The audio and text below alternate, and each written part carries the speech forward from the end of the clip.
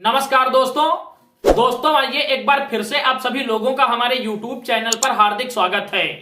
दोस्तों, जैसा कि आप लोगों ने हमारे वीडियो का थंबनेल पहले ही देखा और थंबनेल को देखकर ही आप हमारा वीडियो देखने आए हैं, मैं आपसे कहूंगा कि आप वीडियो पूरा देख कर जाना ताकि मामला आपको पूरी तरीके से समझ में आ सके। दोस्तों, इस वीडियो में मैं बात करूंगा साउथ इंडस्ट्री के एक दिग्गज अभिनेता विजय थलपति की राजनीति में एंट्री के ऊपर। दोस्तों, विजय थलपति को आप सभी लोग भली भांति जानते और पहचानते होंगे। यह इस समय भारतीय सिनेमा जगत के सबसे बड़े और सबसे ख्याति प्राप्त अभिनेता हैं।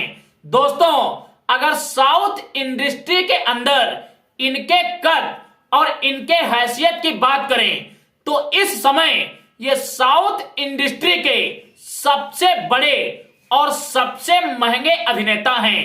दोस्तों, जो जानकारियां विजय थलपति को लेकर सामने आ रही हैं, उनके अनुसार साउथ इंडस्ट्री में विजय थलपति का करियर इस समय उफान में है और उन्होंने इस समय अपने करियर की सबसे महंगी और अंतिम फिल्म साइन की है, जिसको लेकर इन्होंने फिल्म निर्माताओं से करीब 270 करोड़ के आसपास पैसे लिए हैं। दोस्तों, फिल्मी जगत में इतना ज्यादा चार्ज लेने वाले जो विजय थलपति हैं, वो पहले एक्टर बने हैं। दोस्तों, अपनी एक्टिंग के माध्यम से इन्होंने बॉलीवुड के कई दिग्गजों को भी मात दिया है और अपने अभिनय के दम पर ही इन्होंने साउथ के साथ साथ भारत के कोने कोने में रहने वाले लोगों के दिलों पर राज किया है।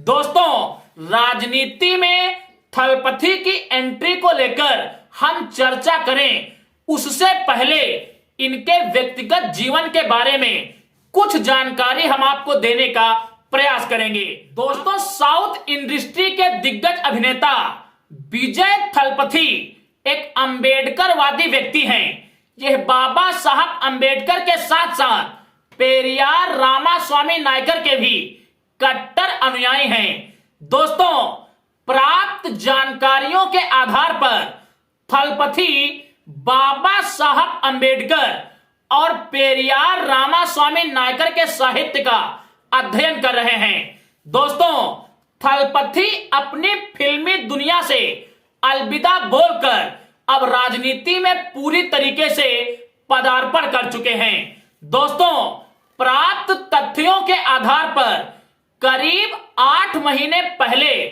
फरवरी 2024 में इन्होंने अपने राजनीतिक दल का निर्माण किया था और उसका नाम दिया था तमिलगा वेत्री कग्झम।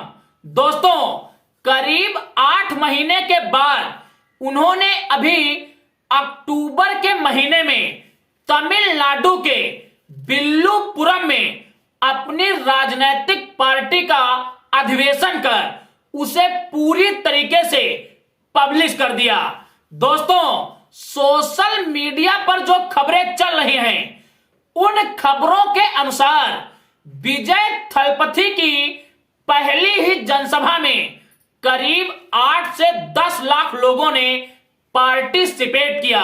दोस्तों, विजय थलपति की जनसभा में उमड़ी इस भीड़ को देखकर तमिलनाडु की डीएमके सरकार के साथ साथ केंद्र में बैठी भारतीय जनता पार्टी की सरकार के रोंगटे खड़े हो गए। दोस्तों, सबसे बड़ी बात यह कि अपनी जनसभा को संबोधित करते हुए विजय थलपति ने अपने कार्यकर्ताओं को एक नसीहत दी है कि राजनीति के चलते हम किसी भी व्यक्ति पर कोई व्यक्तिगत टिप्पणी नहीं करेंगे।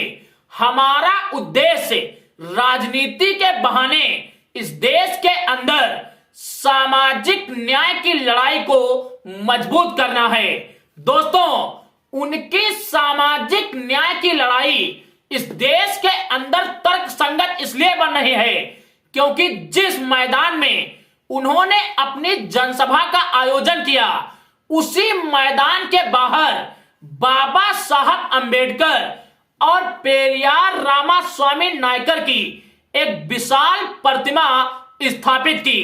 दोस्तों, पेरियार रामास्वामी नायकर और बाबा साहब अंबेडकर ने इस देश के अंदर सामाजिक न्याय की लड़ाई को धार दिया।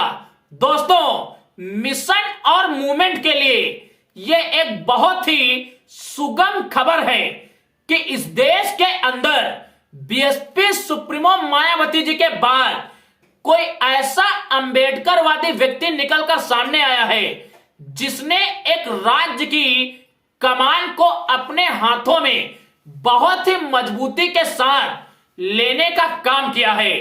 दोस्तों, मैंने अपने वीडियो के थंबनेल में जो हेडलाइन दी थी उसमें लिखा था कि साउथ के दिग्गज अभिनेता विजय थलपथी बसपा के सिंबल पर लड़ेंगे चुनाव।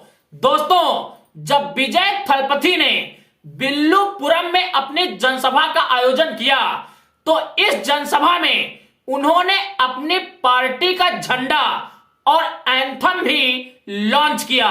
दोस्तों, जिस तरीके से विजय थलपथी की पार्टी के झंडे में दोनों ओर चिंगाड़ते हुए हाथी नजर आ रहे हैं, उससे स्पष्ट है कि विजय थलपथी पूरी तरीके से बहुजन विचारधारा से ओतप्रोत बीएसपी सुप्रीमो मायावती जी के पद चिन्हों पर राजनीति करने का प्रयास कर रहे हैं, क्योंकि बीएसपी सुप्रीमो मायावती भी राजनीति के चलते किसी भी व्यक्ति पर ना तो व्यक्तिगत टिप्पणी करती हैं और ना ही अपने किसी भी नेता को यह आदेश देती हैं कि वो किसी भी विरोधी नेता के व्यक्तिगत जीवन पर किसी भी प्रकार की कोई टिप्पणी करे। दोस्तों, कुछ भी हो, लेकिन जिस तरीके से बाबा साहब अंबेडकर के साहित्य का अध्ययन करके सामाजिक लड़ाई की बात तमिलनाडु की सियासत में थलपथी कर रहे हैं, उससे भारतीय जनता पार्टी की मुश्किलें बढ़ने वाली हैं। दोस्तों, जो डीएमके के स्टालिन हैं वो भी पेरियारवादी हैं और पेरियार के सिद्धांतों की बात करते हैं, तथा थलपथी भी पेरियार के सिद्धांतों की बात करते हैं। शायद इसीलिए उन्होंने अपनी जनसभा के चलते एमके स्टालिन की सरकार पर सिर्फ और सिर्फ स्वार्थवादी होने का आरोप लगाया है। उन्होंने कहा कि तमिलनाडु की एमके स्टालिन सरकार से हमारी पॉलिटिकल लड़ाई है, क्योंकि ये लोग स्वार्थी नेता हैं, बल्कि बीजेपी से इस देश के अंदर हमारी विचारधारा की लड़ाई है। दोस्तों, इस देश के अंदर विचारधाराएं दो ही हैं, एक अंबेडकरवादी विचारधारा तो दूसरी मनुवादी विचारधारा। दोस्तों, मनुवादी विचारधारा को आगे बढ़ाने का काम इस देश के अंदर आरएसएस के नेतृत्व में भारतीय जनता पार्टी कर रही है, तो तमिलनाडु के अंदर अंबेडकरवादी विचारधारा को आगे बढ़ाने का काम एक्टर विजय थलपथी जी करने जा रहे हैं। दोस्तों, विजय थलपथी जी के साथ हमारी शुभकामनाएं हैं। बाकी आप लोग वीडियो को लेकर अपनी प्रतिक्रिया कमेंट्स में जरूर देना। हम मिलेंगे एक अगले वीडियो में एक अगले मुद्दे के साथ। तब तक के लिए आप सभी को मेरा सादर जय भीम, जय भारत, जय संविधान।